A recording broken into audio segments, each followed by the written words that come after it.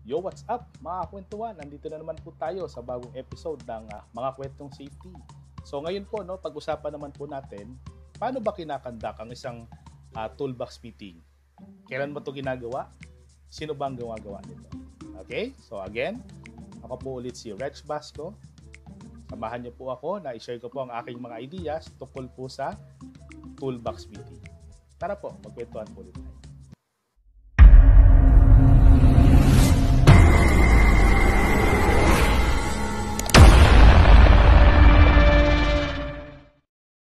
Meeting. Okay, pag narinig nyo yung salitang toolbox meeting, usually ang akala natin, ito ay related lang po sa construction sites.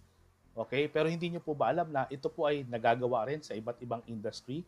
Okay, ngayon, ano nga ba ito? No? Ang toolbox meeting daw po is a 10 to 15 minute on-the-job safety and health awareness meeting. Okay, so 10 to 15 minutes, ganun lang po kabilis ginagawa ang isang toolbox meeting. Okay, sa construction site po, punta muna tayo sa construction site, no? Usually ginagawa po ito every morning, no? Bago magsimula yung trabaho. Kung meron namang night shift, ginagawa rin po yan ng gabi. Bago mag-start yung night shift, night activity, 15 minutes din po usually. Okay, ginagawa po itong toolbox meeting. Okay, ang purpose po talaga nito is of course to spread awareness sa mga workers and even sa mga supervisors bago magsimula ang isang activity, lalo na nga po sa construction, ay very critical activity. Okay, napakaraming delikadong trabaho. So, napakalaking bagay na araw-araw, no, nakakapag-remind tayo sa mga tao na despite the very busy schedule, okay, na ang daming minamadali sa construction site, is maging safe pa rin, maging healthy pa rin lahat. Malaking bagay po yung toolbox meeting na yan. Ngayon, sabi ko po, ito ba ay nagagawa rin sa ibang industry? Yes po. No? Yung mga guards, security guards, may meeting yan sa umaga. Yung mga nasa barko, meron yung meeting na ginagawa din. Yung mga nasa bangko, meron silang morning huddle. Yung mga nasa hospital, bago mag-conduct ng operation, meron din po silang meeting. So, nagkakaiba-iba lang po ng tawag. Pero the idea is still the same, wherein mag-uusap muna tayo lahat, papaalalahanan muna natin lahat, i-ready muna natin lahat bago magsimula yung isang very busy na trabaho, or in other words pa nga, baka critical na trabaho. Okay? Tignan po muna natin itong picture na to. So, this photo was taken, I think, around 2012. Nung ako po ay nasa isang general contractor. Okay? So, ayan po, makikita nyo, no, napakagaling po ng aming project manager dyan. Kung makikita nyo po yung setup, no, safe yung lugar, umulan umaraw, protektado yung mga tao. Komportable po sila. Okay? Kung makikita nyo naman po, no, nagpagawa ng stage yung aming project manager kasi para daw kita kami lahat. May mic stand pa po. Kung makikita nyo, naka-mic pa kami. May mga speakers pa yan na nakakalat hanggang likod to ensure na pati po yung mga nasa likod na iintindihan yung safety reminders na nakaka-relate sa mga pinag-usapan. Kasi tandaan nyo po, no, pag hindi po kayo masyadong naririnig sa likod, magkukwentuhan yan. Sayang po, no, baka hindi natin magawa ng tama yung ating toolbox meeting. So, very critical, okay? Dapat pati pala paggawa ng toolbox meeting, may proper planning. Okay? So, ngayon, sino ba nagkakadak ng toolbox meeting talaga? Safety officer ba? Ideally, it should be the supervisors or the team leaders. Sila po talaga dapat, araw-araw sa grupo nila. Actually, ang trabaho lang talaga natin as safety officer is to check if nagagawa ba talaga yan ng bawat team. Okay, ito po yung ideal setup, no? Every day, okay, bawat group, no, nagkakaroon ng mga meetings, okay, headed by their team leader or supervisor. Siya po ang nagsasalita diyan. Okay? Tapos, yung iba naman po, no, meron pang general toolbox meeting. Usually yan every Monday ginagawa. That time, so safety na po yung nadidiscuss, tapos lahat uma-attend. Yun po yung setup. Tapos, yung normal na araw, Tuesday, Wednesday, Thursday, team leaders na, kanya-kanya. Tayo po, nagmo-monitor lang kung nagagawa nila yan. Okay? Ngayon, sir, hindi pa ready. Yung aming supervisors, hindi pa kaya mag-toolbox. Walang problema. Okay lang naman na tayo muna sa simula. No? Every day, 15 minutes. Okay? Tayo muna, araw-araw. Lahat uma-attend. Okay? Until nakikita na po ng mga team leaders, supervisors, paano ito ginagawa. Para pag ginawa na nila ito sa grupo nila, alam na nila. Okay? So, pero ang ginawa namin dyan, no? So everyday kami, Pero we'll make it sure na once a week may isang supervisor, may isang engineer, or may isang team leader na magdi-discuss sa toolbox meeting. Para nagkakaroon na po sila ng experience paano to gawin. Nai-involve mo yung operations. Napakalaking bagay po. No? Pag nai-involve mo ang operations sa mga ganitong kahalagang safety activities. Okay? Sino bang dapat umattend? Workers lang ba? Actually, workers and even the supervisors dapat nga po umattend eh. Kasi nga po, moving forward, sila nagagawa. Okay? Pero dapat po as much as possible, lahat ng workers, walang exemptions, maka-attend po dyan. Okay? Tinatanong iba, sir, dapat ba pag umattend ng toolbox, naka-PPE na or the personal protective equipment, hard hat, safety shoes, uniform? Of course, dapat naka-ready na po. Kasi right after the toolbox meeting, dire-diretso na po yan sa kanya-kanyang area nila. No? Diretso na po yan sa trabaho. Okay? So, saan ba dapat gawin? So, you have to select a location na komportable lahat, safe lahat. Remember, this is a safety meeting. Ayaw natin maghanap ng area na delikado. Ang daming nakakalat na wire. No? May maingay na activity kalapit. Nasa kalsada. Okay? O kalsada pwede naman, basta safe pa din. Ano? Siguro sa gilid. No? May nakita akong ganun eh. Nagkakandak ng toolbox meeting sa gilid ng kalsada pero safe naman. Okay? So, kayo pong bahala. No? Maghanap ng toolbox area ninyo. Basta po dapat safe yung mga tao. Walang ingay, walang distraction. Komportable po sila. Okay? Nakita niyo naman po yung pinakita ko example ng setup kanina. Komportable lahat, umulan umaraw, tuloy po yun, and hindi po kami hirap magsalita kasi may microphone, may mga speakers. So, again, make sure dapat na iintindihan ng lahat yung sinasabi nyo. Ngayon, the question is, paano ba ginagawa yung toolbox meeting? Of course, no, tingnan nyo po ito, in 15 minutes, no, we'll start with the opening prayer. Okay? So, napakalaking bagay po na meron tayong spiritual guidance early in the morning. Okay, lalo na pag very dangerous yung ating mga trabaho, okay? Regardless of your religion, no, dapat po, I suggest, meron tayong opening prayer palagi.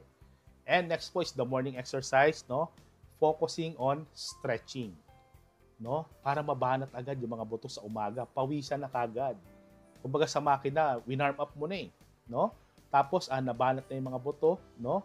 Nagising na yung diwa, no? Preparing them for the day's activity. Okay, malaking bagay po yan.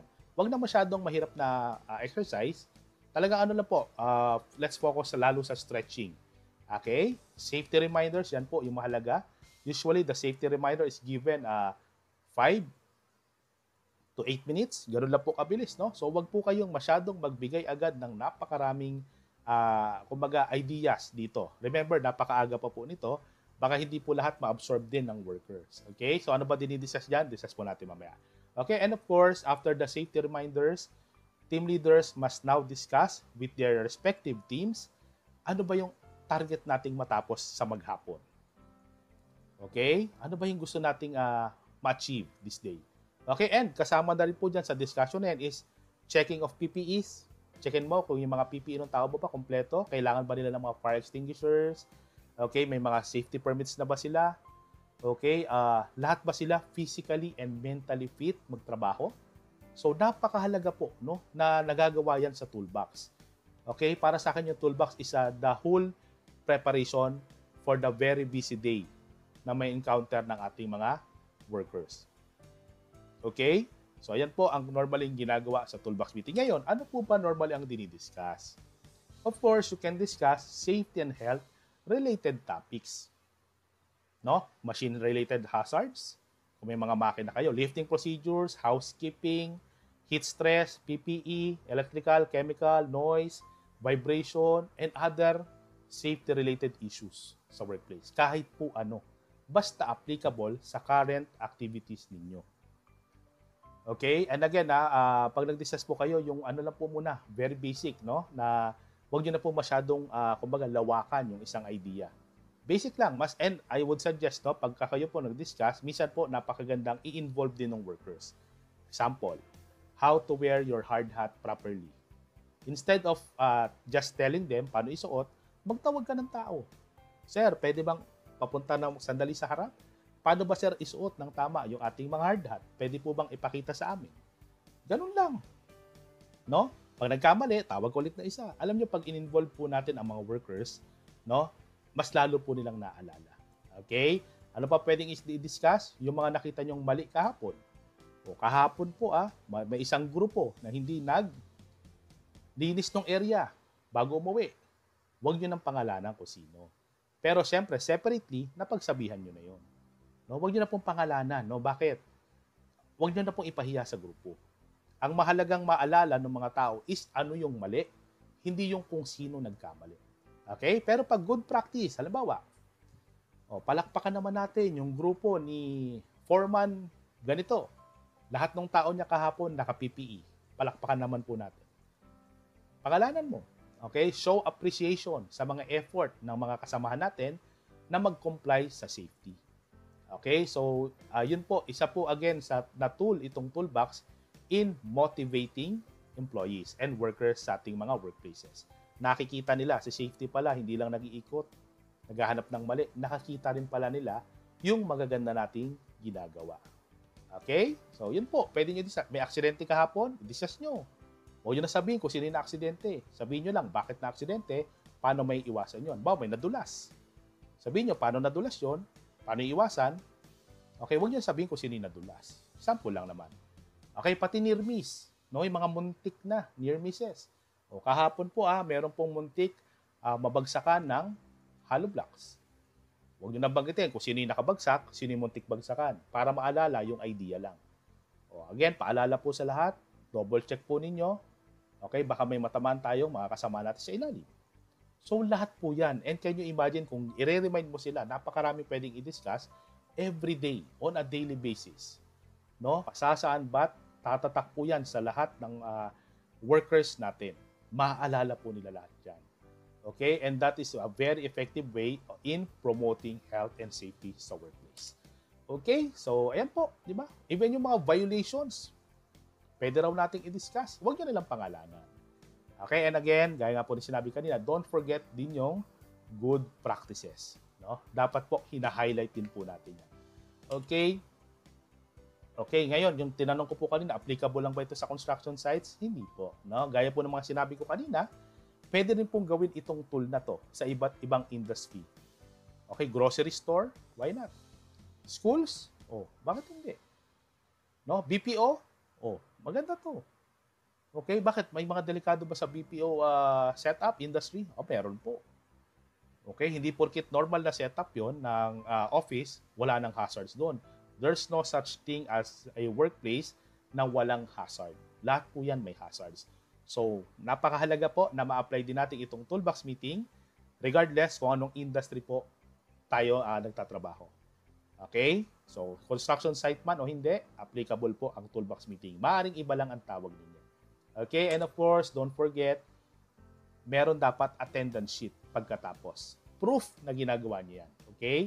So, lagay nyo sa attendance, topics discussed. Dapat po, clear kung ano talaga yung mga diniscuss, date, time, and location.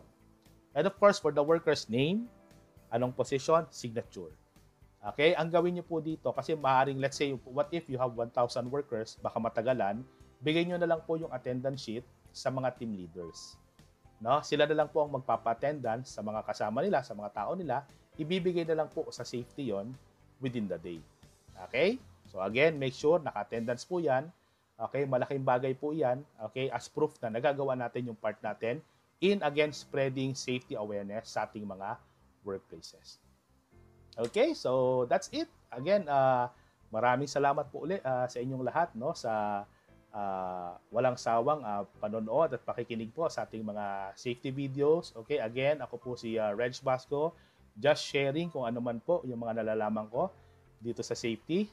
Okay? So maraming salamat po ulit. Ingat po kayong lahat.